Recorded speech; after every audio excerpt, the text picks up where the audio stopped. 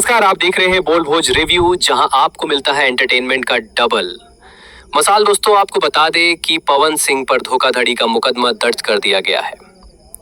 यह मुकदमा boss film को लेकर हुआ है।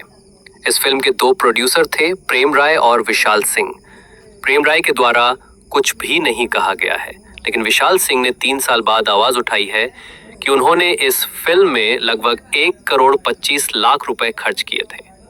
लेकिन जब यह फिल्म रिलीज हुई तो काफी अच्छी कमाई भी की, लेकिन बात जब मेरे मुनाफे की आई तो मुझे पवन सिंह जान से मारने की धमकी देने लगे। यह मुकदमा वाराणसी कोर्ट के फैसले के बाद लगाया गया है। सुनिए विशाल सिंह के वकील का बयान। 1.25 करोड़ के करीब का मामला है। पवन सिंह फिल्म के स्टार हैं और पवन सिंह के नाम पे ही आदमी पिक्चरों में पैसा लगाता है। तो पवन सिंह से मीटिंग हुई, पवन सिंह ने भी बोला कि हम इस पिक्चर में काम कर रहे हैं, आप आइए साथ में। और उसके बाद जब पैसा देने की बारी आई, पिक्चर हिट हो गई, तो उसके बाद जब पैसा देना था तो पैसा देने के बाद लोग धमकी